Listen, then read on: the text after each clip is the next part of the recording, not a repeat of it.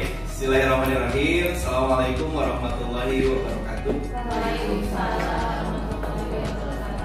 Salam dan bahagia Bapak Ibu hebat dari SD Negeri Cimahi Mandiri 3. Mohon izin hari ini saya akan melaksanakan pengembasan atau diseminasi materi modul 1.4 program pendidikan guru penggerak, yaitu tentang budaya positif.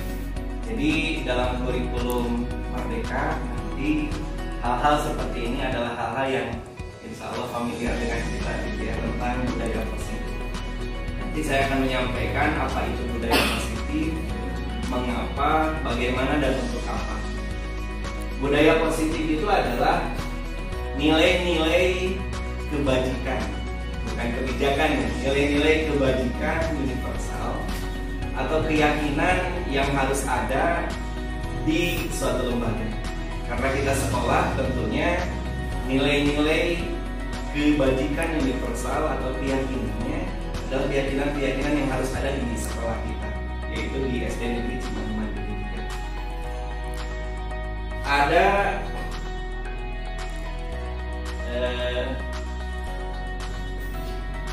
tiga poin utama yang hari ini akan saya sampaikan dan jelaskan berdasarkan apa yang saya pahami dan sebagian sudah saya laksanakan di kelas saya. Yang pertama yaitu tentang 5 kebutuhan dasar manusia. Karena memang 5 kebutuhan dasar ini berdasarkan teorinya Maslow ya. Jadi yang mempengaruhi atau yang menjadi motif perilaku-perilaku yang muncul dalam diri semua orang, termasuk juga siswa, baik itu perilaku yang positif maupun yang negatif, itu tentu dipengaruhi oleh 5 kebutuhan atau pemenuhan 5 kebutuhan dasar manusia. Kemudian yang kedua yang akan saya sampaikan terkait dengan 5 posisi kontrol diri. Dan budaya positif erat kaitannya dengan kelima posisi kontrol kita. Ada di posisi mana kita gitu ya, dan posisi mana yang nantinya harus menjadi posisi kita dalam rangka mengembangkan atau membangun budaya positif di sekolah kita. Kemudian yang ketiga adalah segitiga restitusi. Ini mungkin hal yang baru gitu ya. Segitiga restitusi ini adalah penjabaran dari salah satu posisi ideal dari 5 posisi kontrol guru. Baik, yang pertama tentang 5 kebutuhan dasar manusia. Ini tentang 5 kebutuhan dasar manusia. Ini teori yang digunakan adalah teori Maslow. Yang pertama dan yang utama itu kebutuhan bertahan hidup. Kebutuhan bertahan hidup itu erat kaitannya dengan kesehatan, dengan pemenuhan pangan atau makanan, minum gitu ya, kemudian juga sandang, pakaian gitu ya, dan papan itu. Kalau khusus untuk siswa peserta didik, karena memang yang menjadi tanggung jawab kita adalah peserta didik, biasanya erat kaitannya dengan kesehatan dan makan minum, juga pakaian atau sandang. Kemudian yang kedua, kebutuhan akan kasih sayang dan diterima. Ini yang paling sering terjadi mungkin ya, perilaku-perilaku yang muncul, baik itu perilaku yang positif atau negatif dari diri siswa, biasanya memang di kelas itu kaitannya dengan kebutuhan dasar yang kedua. Kalau peserta didik, kasih sayang gitu ya, biasanya anak yang pendiam, anak yang pasif itu adalah anak yang cenderung sulit bergaul atau rada dikucilkan oleh teman-temannya gitu. Biasanya urung, diem gitu ya. Ketika istirahat pun yang lain main, biasanya ini dia gitu sendirian. Karena memang kebutuhan dasar kasih sayang dan rasa diterimanya ini kurang terpenuhi gitu ya. Kemudian yang kedua adalah kebebasan. Kebebasan itu kaitannya dengan hak untuk memilih gitu ya. Dan biasanya peserta didik yang kebutuhan akan kebebasannya tinggi, ini cenderung tidak mau diam, kinestetik biasanya gitu. Jadi siswanya itu kinestetik, tidak mau diam, tidak mau diam duduk gitu ya. Kemudian juga ngobrol atau mengganggu yang lain biasanya. Kemudian yang keempat itu kebutuhan dasar akan rasa kesenangan. Dan ini juga hal yang utama, apalagi kita adalah guru-guru di sekolah dasar. Dan untuk anak-anak di sekolah dasar, apalagi kelas 1, 2, dan 3, ini kebutuhan akan kesenangan, bahagia, gembira gitu. Itu sangat tinggi untuk anak-anak di sekolah dasar, terutama di kelas 1, 2, dan 3. Ketika kebutuhan ini tidak terpenuhi, biasanya mereka melakukan sendiri gitu, mencari sendiri kebahagiaannya, dan muncul dalam perilaku-perilaku yang negatif atau perilaku-perilaku yang misalnya lempar-lempar kertas gitu ya, atau gangguin temennya gitu ya, karena mereka mencari kesenangan sendiri. Oleh karenanya di era abad 21 atau sudah digital gitu ya sekarang, itu ada yang namanya pendekatan neuroscience. Pendekatan neuroscience itu adalah pendekatan di mana poin intinya adalah dalam pembelajaran tidak full menyampaikan materi, tapi harus diselingi dengan ice breaking. Ice breaking itu kayak games gitu ya, untuk mencairkan suasana. Sebetulnya sudah kita lakukan dan bahkan sering dilakukan terutama oleh guru-guru kelas 1 gitu ya. Biasanya ngajarnya pakai nyanyi gitu. Kalau kelas 1, 2, dan 3. Sebetulnya itu sudah kita lakukan. Hanya mungkin teorinya baru muncul sekarang-sekarang. Padahal dari dulu sudah kita lakukan gitu ya. Itu terkait dengan kebutuhan akan kesenangan. Kemudian yang terakhir adalah kebutuhan penguasaan gitu ya, atau ingin dihargai. Nah, biasanya memang untuk penguasaan ini, kebutuhan penguasaan ini yang tinggi itu adalah anak-anak yang memiliki jiwa kepemimpinannya tinggi untuk yang penguasaan ini. Tapi juga jangan salah Bapak Ibu, ternyata siswa yang cenderung pendiam sekalipun kebutuhan akan penguasaan dan penghargaan tentunya ada. Hanya mungkin tidak terlalu besar gitu. Contoh misalnya, ini yang mungkin sering dilakukan dan saya juga pernah melakukannya gitu. Ketika ada siswa misalnya di pelajaran matematika, yang lain mengerjakan, yang lain memperhatikan, tapi dia malah asik dengan misalnya gambar atau mainin pensil atau mainin pulpen gitu ya. Dan ternyata yang kita lakukan bukan dengan cara yang persuasif gitu ya. Cara persuasif itu artinya memang tidak menghakimi, tapi lebih ke membujuk gitu ya. Biasanya yang sering dilakukan oleh guru itu pendekatannya adalah pendekatan hukuman, ditegur misalnya, atau disuruh ke depan mengerjakan soal. Padahal sebetulnya perilakunya seperti itu terjadi karena memang dia kesulitan memahami materi yang kita sampaikan. Mungkin karena modelnya yang kurang pas gitu ya. Dan ini pengalaman saya punya siswa pelajaran remedial ya, hampir semua pelajaran remedial. Tapi di awal tahun ajaran, ketika pembelajaran matematika, saya tanya, anak-anak kalau belajar kalian sukanya dengan cara bagaimana? Apakah Pak Asep harus jelaskan di depan, ketika pakai rumus misalnya menjelaskan tahapannya satu-satu, atau kalian harus sambil praktik Pak Asep dekati? Ternyata dari itu kacung pas saja. Selain memang harus detail dijelaskan gitu, tahapan-tahapannya, juga saya butuh bimbingan khusus gitu ya. Dan alhamdulillah Bapak Ibu, ternyata hasilnya untuk matematika khususnya dari PH 1 sampai PHS kemarin nilainya tidak pernah di bawah KKM, di atas 75, dan itu nilai asli gitu ya. Dan tentunya kaitan dengan penguasaan atau kebutuhan untuk dihargai, nah kita apresiasi.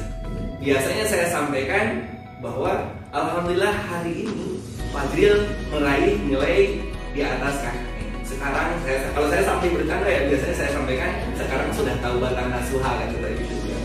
Jadi sudah berubah.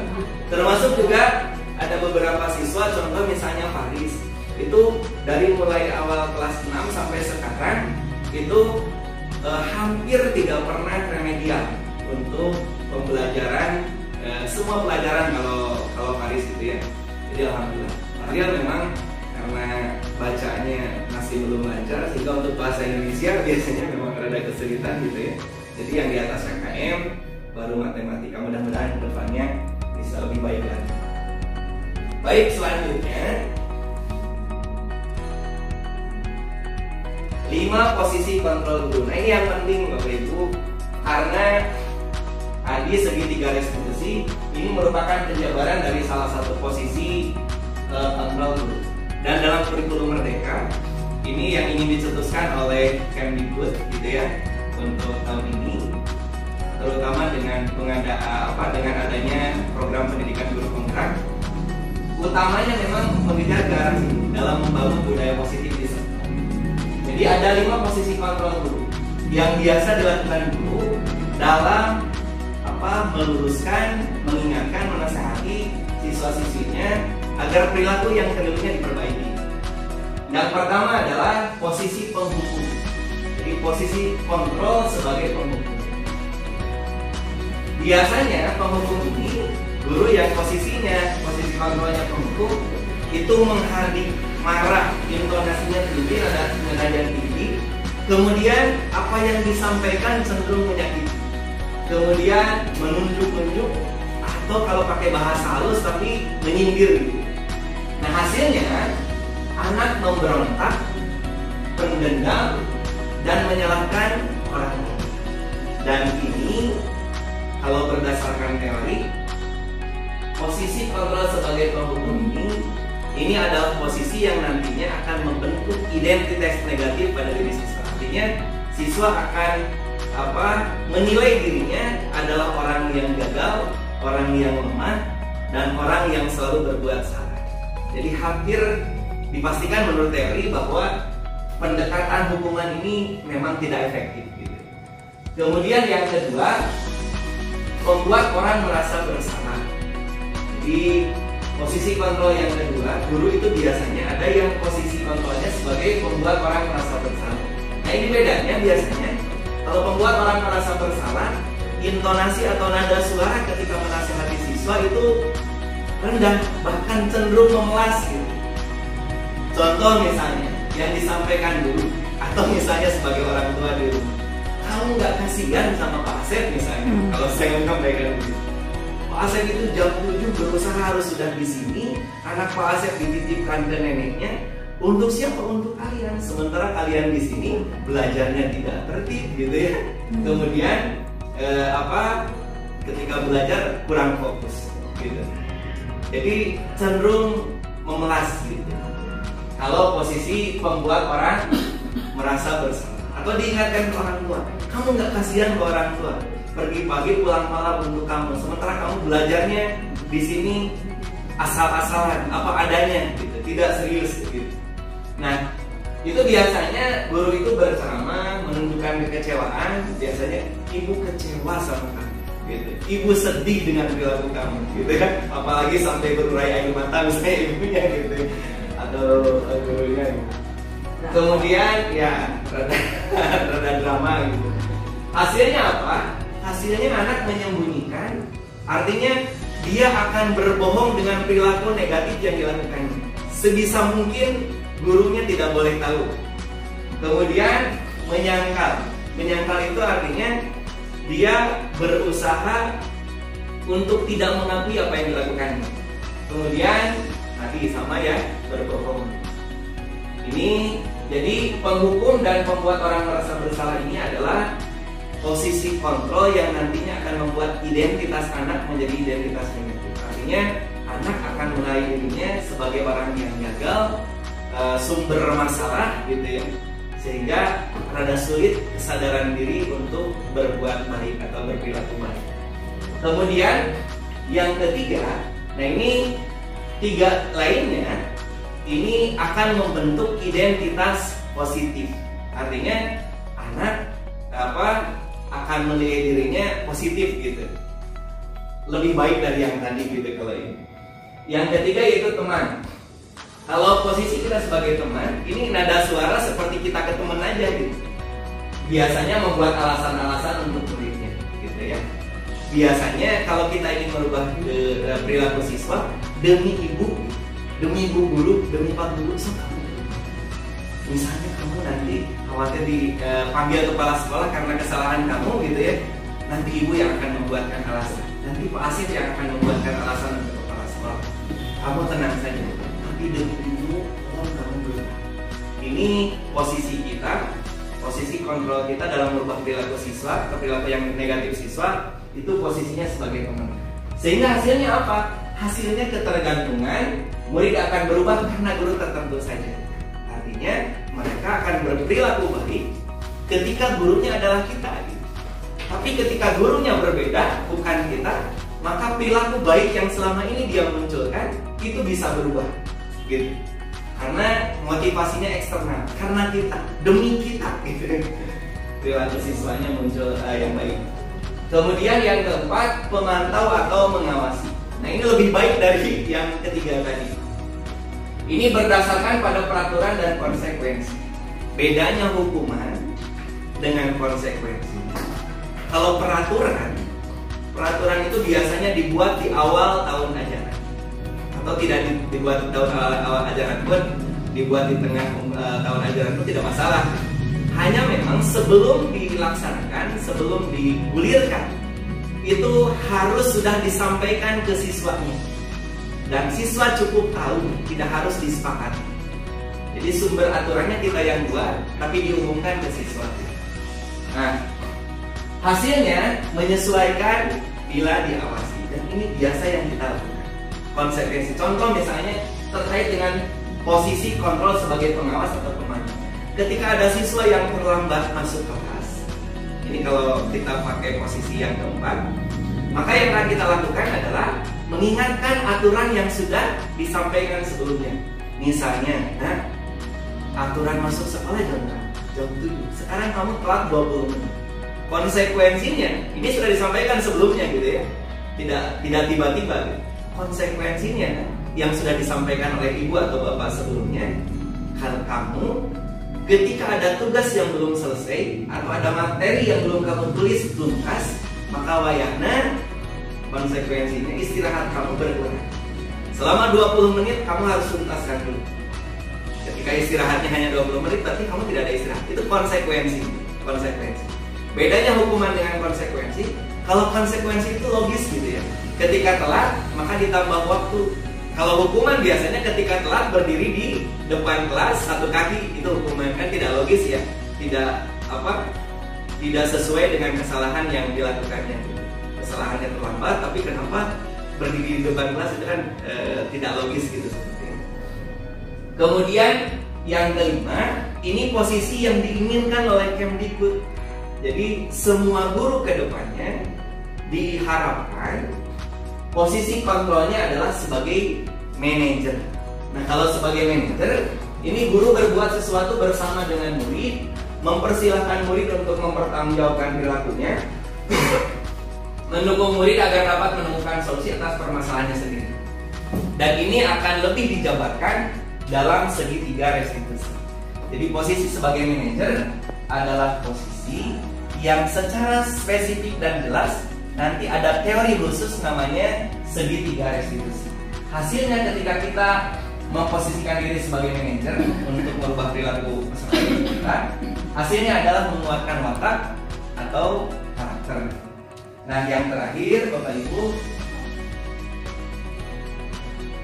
tentang segitiga restitusi. Ini teori baru gitu ya, yang mungkin baru sekarang. Saya pun baru dengar ketika ikut CGP gitu ya. Nah, ada sesuai dengan namanya segitiga restitusi itu ada 3 tahapan atau ada 3 sintak yang harus kita lakukan dalam mendisiplinkan peserta didik atau mengubah perilaku keliru menjadi perilaku yang baik. Yang pertama adalah menstabilkan identitas. Jadi di sini siswa tidak akan merasa dihakimi dan tidak akan merasa tidak drama gitu, merasa oh saya tuh orang yang gagal, orang yang salah dan menjadi sumber masalah gitu, tidak akan seperti itu. Dalam menstabilkan identitas biasanya itu dalam bentuk pertanyaan-pertanyaan. Contoh pertanyaannya misalnya, setiap orang pasti pernah melakukan kesalahan. artinya memang secara psikologis gitu ya, ketika disampaikan atau ditanya seperti ini, anak akan lebih bondingnya setara gitu ya, tidak dalam posisi dia sedang dihakimi, sehingga nantinya akan muncul gitu ya kesadaran untuk mengakui kesalahannya, kemudian motif kenapa dia berperilaku seperti itu, kemudian kesadaran untuk merubah sendiri gitu. Jadi motivasinya motivasi intrinsik. Kemudian yang kedua adalah validasi tindakan yang salah. Validasi itu artinya kan menguji kebenaran. Artinya kalau di sini validasi tindakan yang salah itu alasannya apa sih? Siswa berperilaku keliru itu alasannya apa? Perilaku negatif yang muncul dalam diri peserta didik itu alasannya apa? Nah, contoh pertanyaannya, kamu tentu punya alasan melakukan itu. Ketika anak sudah distabilkan identitasnya, merasa tidak dihakimi, maka dia akan jujur dengan apa yang dirasakannya. Sehingga tahapan kedua ini, ketika validasi tindakan yang salah, dia akan jujur menyampaikan kenapa dia berperilaku seperti itu. Contoh misalnya, ketika ada siswa yang berkelahi misalnya, ini yang sering terjadi itu siswa berantem, itu karena biasanya menjadikan guyonan sama orang tua. Bisa aja kan, saya nggak terima pak, nama orang tua saya jadi guyonan. Itu kan alasan. Berarti kalau dikaitkan dengan 5 kebutuhan dasar, itu penguasaan atau penghargaan. Jadi dia merasa tidak dihargai oleh teman-temannya karena menjadikan nama orang tuanya sebagai guyonan. Gitu. Jadi ada kebutuhan dasar yang yang tidak terpenuhi, sehingga muncul perilaku yang keliru. Kemudian yang selanjutnya menanyakan keyakinan. Ini tahap eksekusinya gitu ya. Pertanyaannya, keyakinan kelas apa yang telah kita sepakati? Nah Bapak Ibu, dalam posisi manajer memang kita ini di awal harus membuat kesepakatan dengan terkait aturan-aturan kelas. Jadi biasanya aturan kelas itu kita yang buat, siswa yang cukup tahu gitu. Hanya disosialisasikan, hanya diberitahu.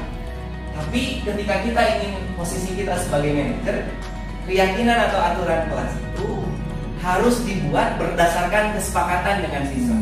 Dan tentunya ini hanya bisa dilakukan untuk kelas 4, 5, dan 6. Kalau 1, 2, 3 mungkin dominannya kita yang memberikan membuat aturan sendiri gitu ya. Kalau kelas 4, 5, 6 sudah bisa gitu ya. Mereka dilibatkan untuk membuat aturan atau keyakinan kelas. Kemudian yang kedua pertanyaannya, kamu ingin menjadi orang seperti apa? Naluri manusia gitu ya. Kayak gimana pun misalnya peserta didik kita, tentunya ada harapan dia ke depannya menjadi orang yang baik gitu. Tidak ada manusia yang atau siswa yang cita-citanya menjadi orang yang tidak baik, tidak ada. Pasti gitu. Nah, setelah ditanyakan keyakinan kelas, kemudian aturan kelas apa yang harus ditingkatkan misalnya, selanjutnya kita bisa bertanya, bisa kamu tidak berubah? Bisakah kamu berubah? Gitu. Kemudian pertanyaan selanjutnya, dia mungkin mengatakan bisa. Gitu ya. Bagaimana caranya? Sampai ke situ, gitu. Sampai dia yang menentukan caranya sendiri. Gitu. Kalau kelas 4, 5, 6 mungkin sudah bisa ya. 1, 2, 3 mungkin kita posisinya ada dalam posisi konsekuensi yang tadi. Kalau 4, 5, 6 apalagi SMP, SMA ini sudah bisa. Dan ini saya sudah saya praktekkan. Meskipun belum lama, beberapa minggu sudah saya praktekkan. Contoh misalnya, saya punya siswa itu awal tahun 3 kali mapal. Gitu. Jadi hadir ke sekolah tapi nyampainya di warnet gitu. Diantar oleh kakaknya sampai gerbang, dia seperti masuk, ternyata keluar lagi, jadi nongkrong di warnet. Itu 3 kali. Ketika pendekatannya hukuman, bahkan konsekuensi pernah dilakukan, ternyata perilakunya berubah lagi. Tapi ketika saya memakai posisi kontrol sebagai manajer, itu alhamdulillah, meskipun mudah-mudahan kedepannya juga sama gitu ya. Alhamdulillah perilaku-perilaku yang biasa membolos gitu ya, sering tidak hadir, bahkan hadir ke sekolah ternyata tidak sampai ke kelas gitu ya, malah sampainya ke warnet. Alhamdulillah tidak terjadi lagi. Kemudian contoh lagi, itu setiap hari Senin pasti izin sakit. Jadi sakitnya di jadwal hari Senin. Kalau biasanya sakitnya di jadwal hari Jumat. Itu hari Jumat. Kalau ada hari Senin gitu ya. Itu sampai seperti itu gitu. Tapi alhamdulillah ketika posisinya sebagai manajer, ya dilibatkan dia untuk mencari solusi sendiri, bertanggung jawab atas apa yang dia lakukan gitu. Alhamdulillah sekarang Arjun dan Putra lebih rajin ke sekolah, begitu. Kalian upacara Sendiri ada upacara begitu. Ketika ditanya alasannya apa, balas aja Arjun itu ternyata gitu. Awalnya enggak, tapi ketika saya pakai posisi manajer gitu, karena mungkin dia tidak merasa sedang dihakimi gitu ya. Jadi dalam posisi yang setara sepertinya, akhirnya dia jujur, saya males lah kalau setiap hari Senin karena memang sudah libur di satu minggu, jadi ketika hari Senin males. Kalau Putra katanya tidak ada yang membangunkan gitu. Tapi alhamdulillah beberapa minggu ini Putra dan Arjun alhamdulillah sudah berubah, mudah-mudahan ke depannya. Itu mungkin pengalaman dan apa yang saya sampaikan terkait dengan diseminasi atau pengimbasan materi tentang budaya positif kepada Bapak Ibu semua, mudah-mudahan bermanfaat. Kalau ada pertanyaan boleh. Waalaikumsalam warahmatullahi wabarakatuh. Izin bertanya, tadi Pak Asep bilang ada siswanya yang Arjun, siswanya tidak sekolah. Betul. Kemudian Putra, Setiap Jumat. hari Jumat sewarnet tidak sekolah. Terus siapa lagi? Fadriel ya. Tapi kalau Fadriel alhamdulillah. Nah itu solusi apa yang mau dilakukan Pak Asep supaya itu tidak mengulangi murid? Oh gitu. Awalnya memang saya pakai pendekatan hukuman pernah yang sampai ke kepala sekolah waktu itu dipanggil oleh kepala sekolah. Tapi ternyata memang itu hanya beberapa saat. Karena mungkin ada rasa takut itu wajar, apalagi Putra kan usianya sudah 14 tahun gitu. Awalnya saya pendekatannya hukuman. Saya sampaikan bahwa minimal kan kehadiran itu 90%. Ketika misalnya kurang dari 90 tidak lulus. Kemudian saya takut-takuti nanti orang tuanya dipanggil. Ternyata kan sudah dipanggil. Tapi itu muncul lagi gitu. Kemudian pakai pendekatan konsekuensi itu pun sama, tapi lebih lama waktunya masih ada. Ternyata begitu lagi gitu. Tapi alhamdulillah kalau untuk warnet, ketika sudah pakai konsekuensi tidak ke warnet lagi. Hanya memang setiap hari Jumat itu sering nggak masuk, bilangnya sakit. Nah setelah itu pakai yang ini, yang posisi manajer gitu. Memang tidak hanya sekali ya, diulang, diingatkan. Biasanya setiap hari ini saya setiap hari Jumat anak itu spesial saya panggil gitu ya, setiap hari Jumat diingatkan terkait dengan kesepakatan yang sudah jadi posisinya posisi manajer. Kesepakatan yang dilakukannya? Kesepakatannya dengan siswanya misalnya kan sudah disepakati ya bahwa insya Allah ke depannya, karena memang itu kan ada keyakinan terkait dengan tanggung jawab gitu ya, tanggung jawab terhadap diri sendiri dan orang tua gitu ya. Kalau tanggung jawab terhadap diri sendiri artinya memang ketika tidak masuk otomatis banyak pengetahuan ya akhirnya terlewat gitu ya.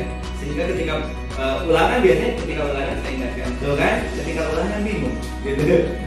Kemudian tanggung jawab orang tua, artinya orang tua sudah bekerja keras, apalagi ibunya. Saya suka ingatkan dengan ibunya, karena ibunya yang sepertinya dia mengidolakan ibu kamu tuh dari pagi mungkin sampai sore bahkan sampai malam kerja gitu ya.